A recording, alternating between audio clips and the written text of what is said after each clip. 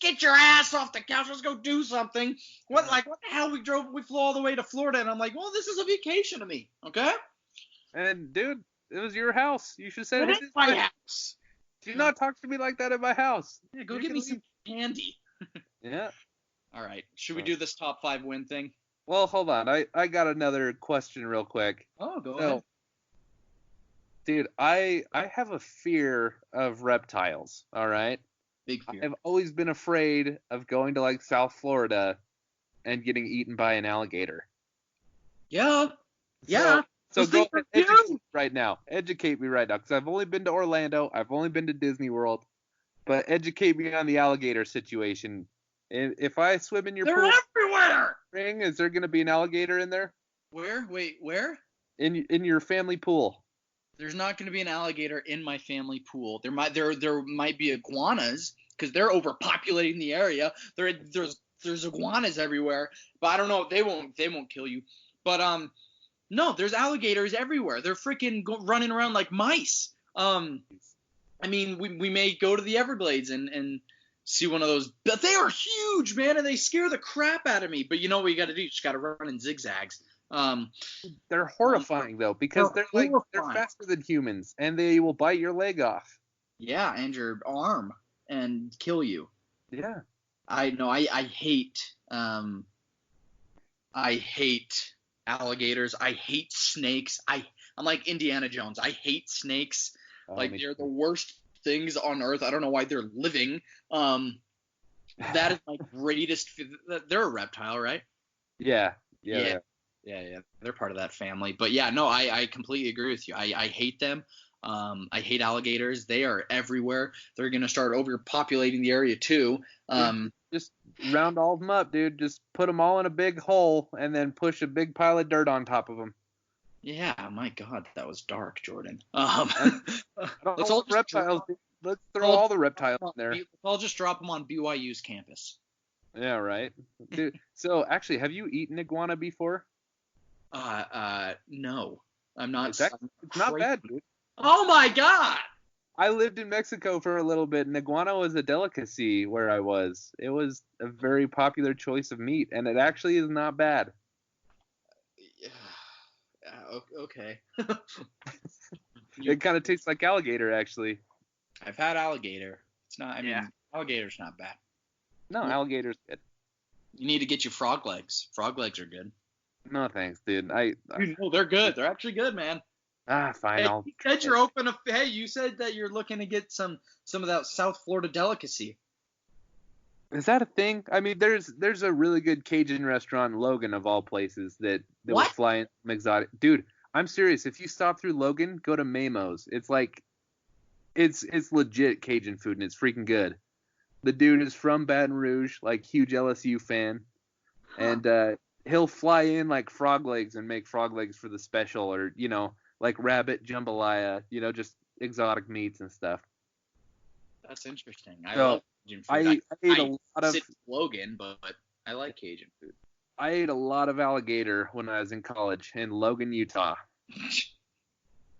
And it was prepared by the most amazing man that I've ever met from Louisiana. The only man that I've met from Louisiana. But still. Huh. Maybe I'll have to try it. Yeah, dude. Anyways, let's get to this. We're probably boring the heck out of people, dude. No, people love this. Yeah, well, everything we touch turns to gold. It's true. Yeah. Okay. All right. Top 5 wins.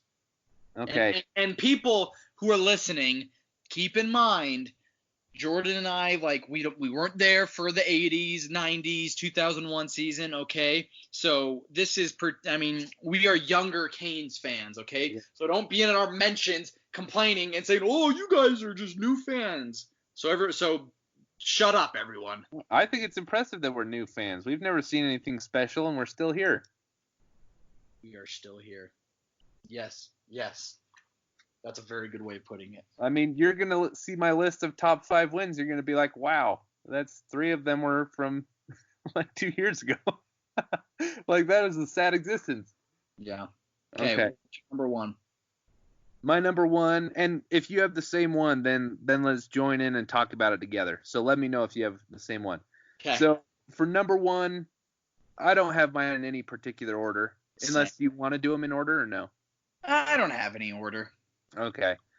I'm going to go in chronological order then for mine.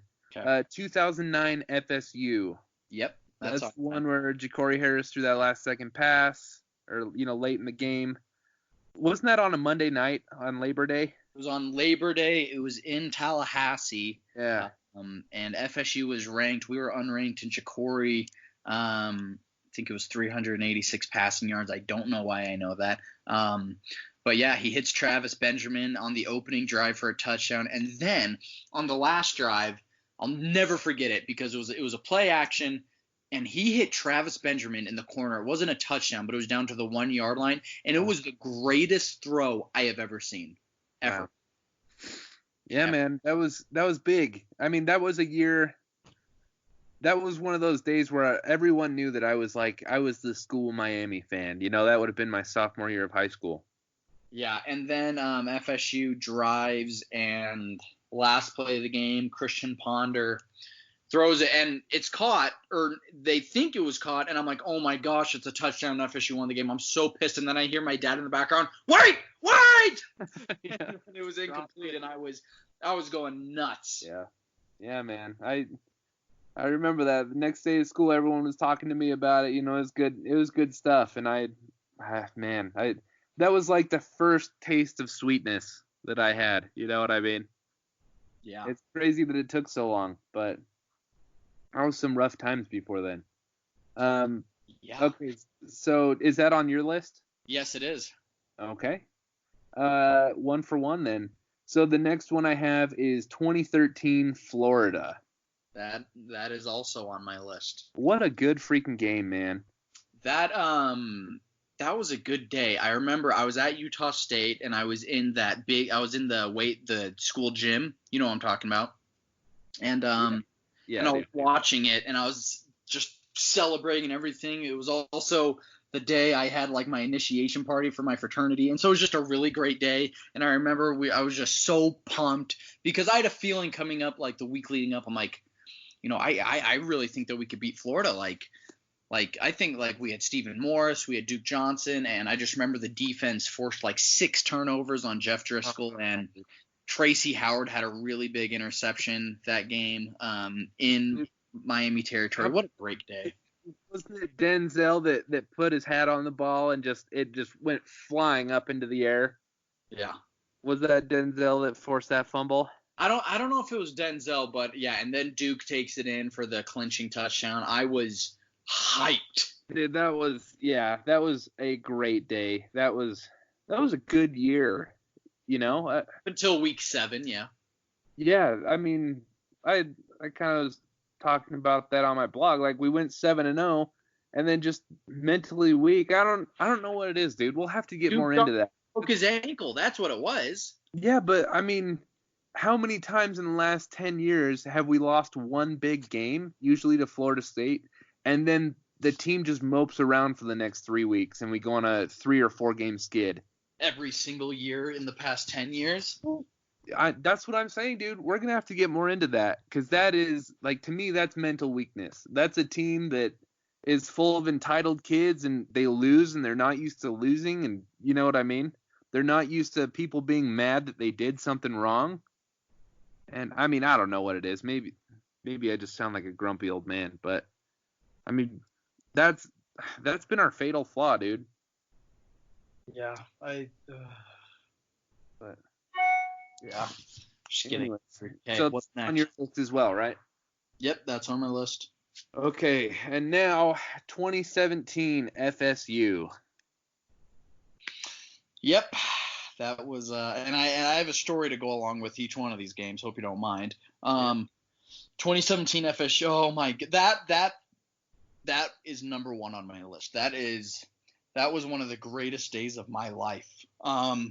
I was in South Florida. I was watching it with all my friends. We all took a fall break trip down to Florida, and I was watching it at Capone's Flicker Light on Hollywood Beach. We'll take you there, Jordan. But oh man, I exploded. The chair fell over. I was hugging and crying.